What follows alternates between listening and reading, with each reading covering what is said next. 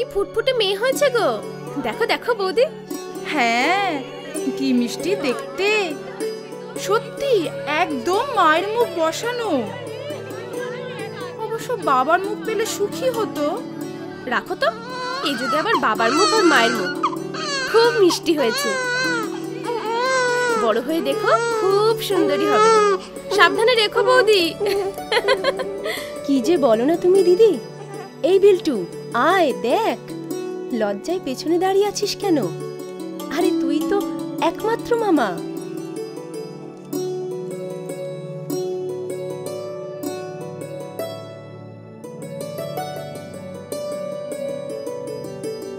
এই এই সর সর, আসুন বাবা আসুন।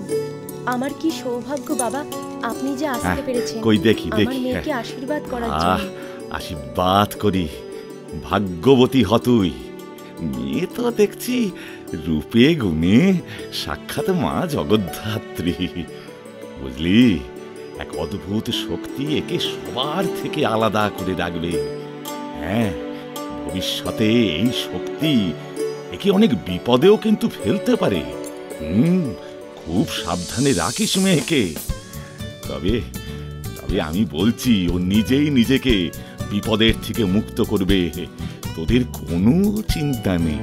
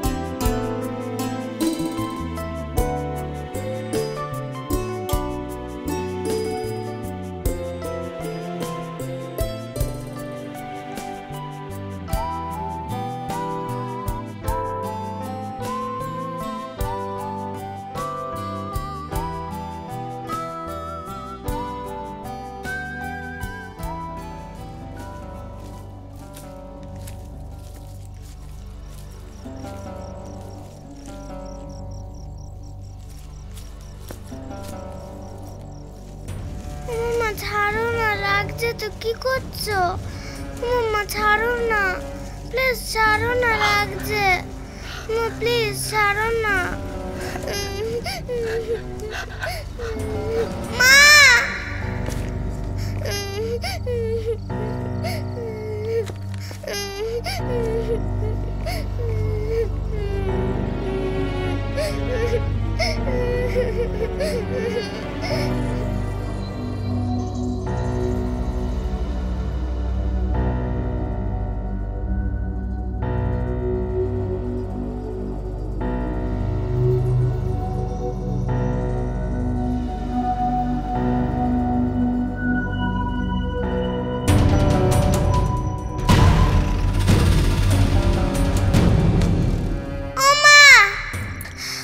মা, এই তো আমি আছি মা। ঘুমাও সোনা, কাঁদে না কাঁদে না। ঘুমাও ঘুমাও, কাঁদে না সোনা, কাঁদে না।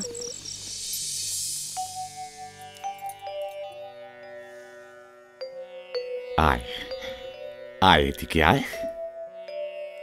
আরে মায়ের পিছনে লুকিয়ে আছিস কেন? আয় আয় আয়।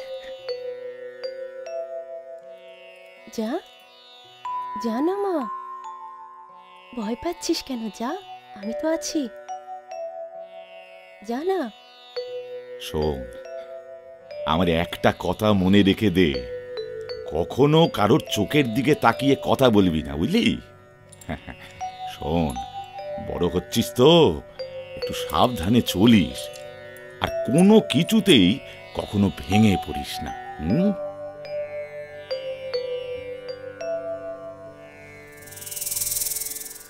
আমি কি করব বলো? আরে মা যদি রাজি না হয় তাহলে আমি। আর আমাদের সম্পর্কটা, তার কোনো দাম নেই? বুঝতে চেষ্টা করো মৌ, আমার বাড়িতে তোমায় কেউ পছন্দ করছে না। তুমি তো পছন্দ করো, নাকি আমার বান্ধবীর প্রেমে পড়ে এখন সেটাও পছন্দ করো না? কেন মিথ্যে কথা বলছো রাজা? তুমি মিথ্যে কথা বলতে জানো না। আমাদের এই সম্পর্ক বাড়িয়ে আর কোনো লাভ নেই মৌ, তুমি একটু ভেবে দেখো, এতে আমাদের দুজনেরই ভালো হবে। দেখো, আমার কাছে তোমার যা কিছু আছে আমি সব তোমায় ফেরত দিয়ে দেব, সব। আমি তোমার কোনো ক্ষতি করতে চাই না। আর হ্যাঁ, আমাদের মধ্যে যা যা ঘটেছে সব ভুলে যাও প্লিজ। ভুলে যাব? তোমার পক্ষে ভুলে যাওয়া সহজ, আমি কি করে ভুলে যাব? আমি তো এই সম্পর্ক তৈরি করতে চাইনি, তুমি আমার সঙ্গে জোর করে সম্পর্ক তৈরি করতে এসেছিলে।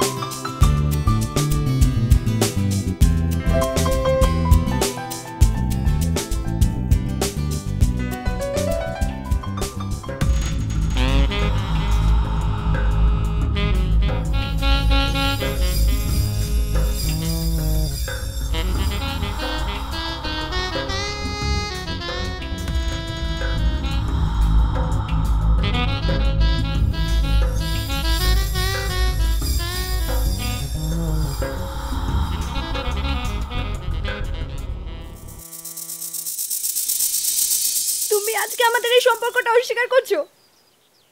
আমি তোমাকে খুব ভালোবাসি রাজা, আমি কি করব? আমাকে ছেড়ে যেও না প্লিজ, আমাকে ছেড়ে যেও না। আমার সাথে আর দেখা করো না মৌ, কোনো লাভ হবে না। Good bye.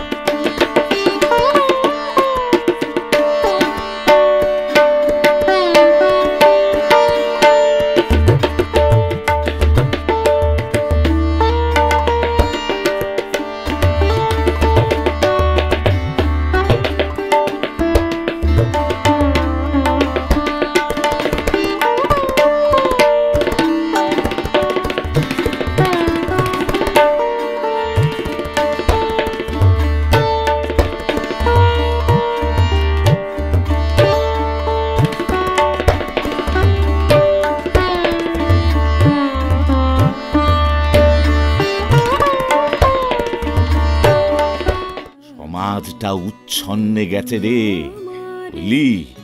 চারিদিকে হিংসে, লোভ, কামিনী কাঞ্চনে ছেয়ে গেছে। তোকে বুঝতে হবে, তুই এখন যৌবনে পা দিয়েছিস, কেমন? খুব সাবধানে চলাফেরা কর, মনে রাখিস খুব সাবধানে। তবে হ্যাঁ, লড়াই করতে হবে, অনেক বড় লড়াই। না না না না না, ভেঙে পড়লে চলবে না, ভেঙে পড়লে মোটে চলবে না। নিজেকে শক্ত হতে হবে, শক্ত হতে হবে নিজেকে। সবই নিজের উপর। তুই ভেঙে পড়লে চলবে কি করে?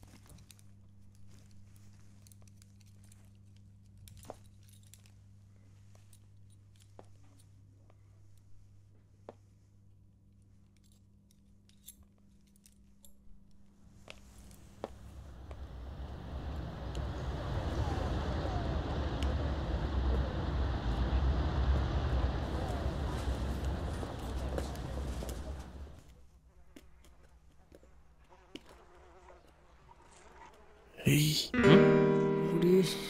বাপরে বাপ, মায়ের দেখেছিস? ভাই একবার যদি পেতাম।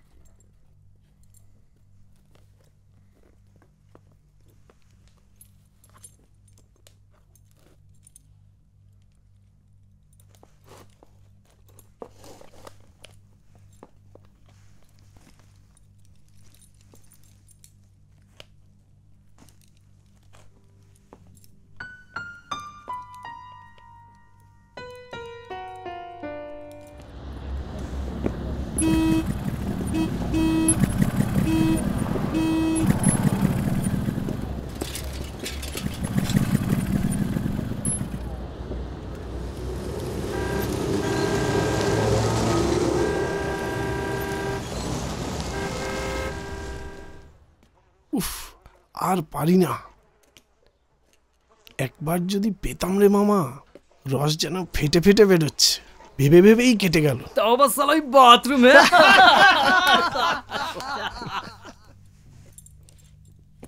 দিদি, স্যার আপনাকে ডাকছে।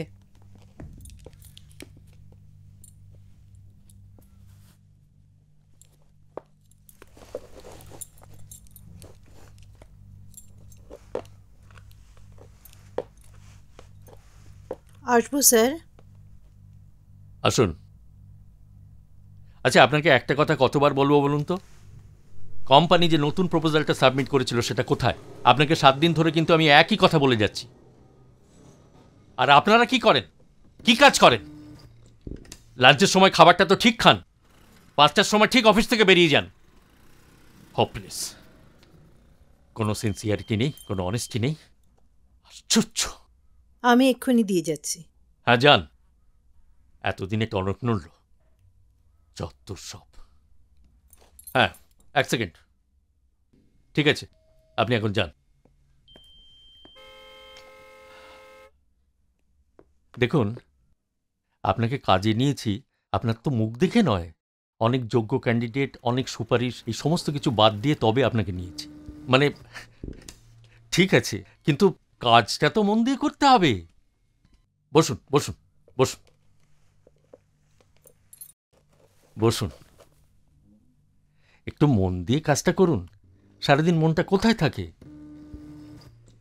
একটু চা খাবেন? না, মানে একটু আগেই চা খেয়েছি। আরে তাতে কি হয়েছে, খান না খান না। এই আনন্দ, 2 কাপ চা নিয়ে আয় তো। দিচ্ছি স্যার। আমি জানি আপনার মন মেজাজ খুব ভালো নয়, আমি সবই খোঁজ নিয়েছি।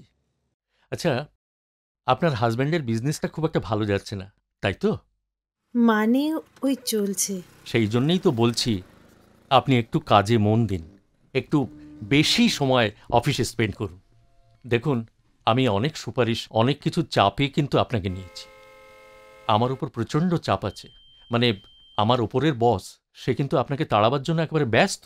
তাই বলছিলাম যে অফিসে আরও 2-1 ঘন্টা বেশি কাটান না, মানে এতে আপনারও উন্নতি হবে, মানে আর্থিক ব্যাপারটাও আপনার। আগে হ্যাঁ স্যার চা। হ্যাঁ, নিয়ে এসো।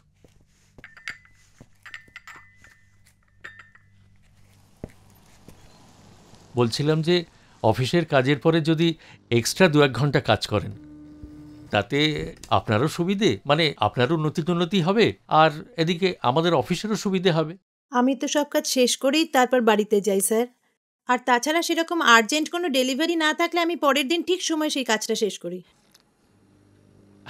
আরে ধুর, সব কিছু কি খাতা কলমে হয় নাকি? হ্যাঁ, কথাটা হচ্ছে যে আমি আপনার যদি এফার্ট, আপনার এক্সট্রা ওয়ার্ক ঠিক মতো যদি না দেখতে পাই, তাহলে আমি কি করে নামটা ঢোকাবো? সেই এফোর্টটা একটু দেখান। থ্যাংক ইউ স্যার, কিন্তু এক্স্যাক্টলি যদি জানতে পারতাম যে আমার ওভারটাইমের কাজটা কি, ভালো হতো। আপনি তো একেবারে ফ্রেশারদের মতো কথা বলছেন। অফিসে এক্সট্রা কাজ, বসেদের সাথে, মানে মানে আপনাকে আমি কি বলবো, মানে মানে মানে আমি কি মিন করতে চাইছি আপনি ঠিক বুঝতে পারছেন না? আমি ঠিক বুঝলাম না স্যার। দেখুন, বি স্ট্রেট। আমি অনেক দিন ধরে একটা কথা বলবার জন্য চেষ্টা করছি। আপনি কিন্তু 6 মান্থস প্রভিশন পিরিয়ডের মধ্যে রয়েছেন, আর রিক্রুটমেন্ট প্যানেলে লম্বা লাইন।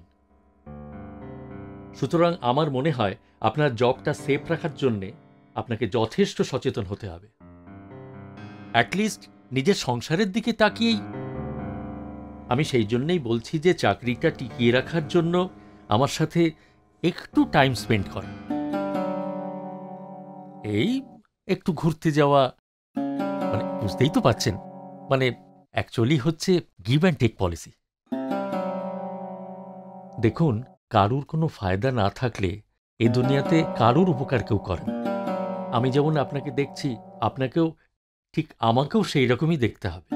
আই মিন, আমাকে কোম্পানি দিতে হবে। It's very simple. আমি আপনার পছন্দ মতো অথবা আমার পছন্দ মতো কোনো একটা জায়গায় আমরা মিট করব অফিসের পরে। সেটা আপনার উইকডেজও হতে পারে, বা সেটা অফিসের পরে ইভিনিংয়েও হতে পারে। একটু ভেবে দেখবেন ব্যাপারটা। It's all about your career. আরে অত টেন্সড হবার কিছু নেই, খুবই সাধারণ একটা ব্যাপার। Take it easy.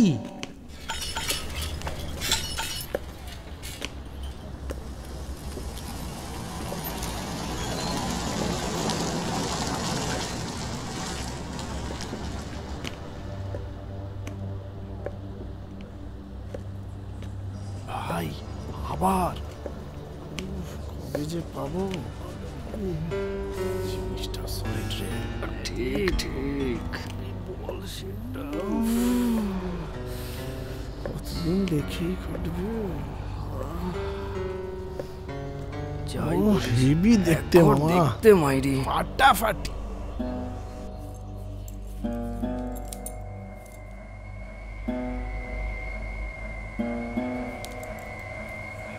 আপনার হাজব্যান্ডের বিজনেসটা খুব একটা ভালো যাচ্ছে না, তাই তো? সেই জন্যই তো বলছি যে আপনি একটু কাজে মন দিন, একটু বেশি সময় অফিসে স্পেন্ড করুন।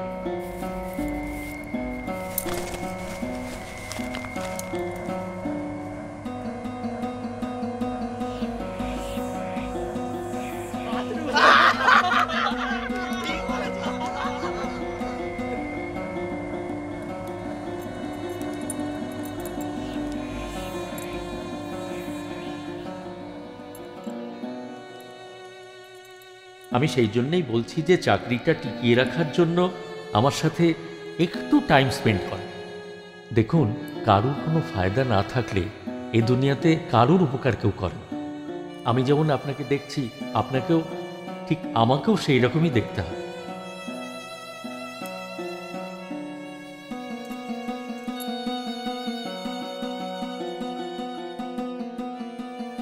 আমি আপনার পছন্দ মতো অথবা আমার পছন্দ মতো কোনো একটা জায়গায় আমরা মিট করব অফিসের পরে।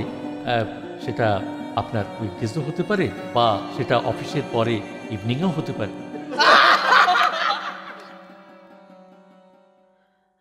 আজকে জানো, আমার লজ্জায় মাথা কাটা যাচ্ছে। আজ অফিসে চুপ একদম। সারাদিন হাড় ভাঙা খাটুনির পর রাতে এসে তো প্যান প্যানানি না। কি করছো? প্যান প্যানানি বন্ধ কর। দুটো ছিঁড়ে দেবো এবার। ছাড়ো সব। শরীর খুব খারাপ লাগছে, মনও ভালো নেই। তুমি কি একটু আমাকে বোঝার চেষ্টা করো না? খালি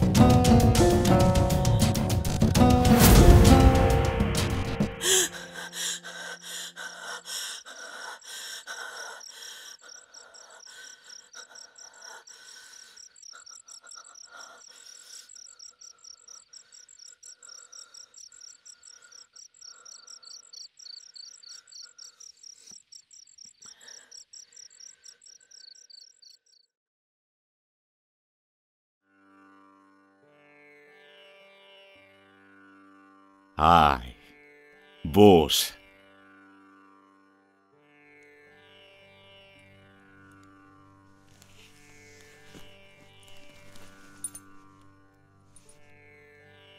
তারপর কতদিন বাদে তোকে দেখলাম, কেমন আছিস? ভালো নেই, তাই তো মন টানলো আমি আপনার কাছে চলে এলাম। তা বেশ করেছিস। কি সুন্দরী হয়েছিস তুই, ঠিক যেন একদম হিন্দি ছবির নায়িকা হেমা মালিনী। বল, কি হয়েছে তোর? চোখ মুখ তো একদম ঠিক লাগছে না, দেখে মনে হচ্ছে মানসিকভাবে একদম ভেঙে পড়েছিস। আচ্ছা বাবা, মেয়ে হয়ে জন্মালে কি সারা জীবন সবকিছু সহ্য করে যেতে হবে? সবার কুনজর, সবার অত্যাচার, সমাজের নোংরা চোখ, এগুলো কি কোনো দিন বাদ যাবে না? কেন কিন্তু কেন কেন আমাদের সমাজ এত নোংরা? কেন একজন মহিলাকে দেখলে একজন পুরুষের লালসা ভরা জীব কুকুরের মতো বেরিয়ে আসে? কেন কেন পুরুষরা মহিলাদের শুধু নিজের ভোগের বস্তু বলে মনে করে? আমাদের শরীরের সঙ্গে মন বলেও একটা বস্তু আছে। আমরা কি এতটুকু সম্মান, এতটুকু ভালোবাসা কারোর কাছে পেতে পারি না? কেন বাবা, কেন?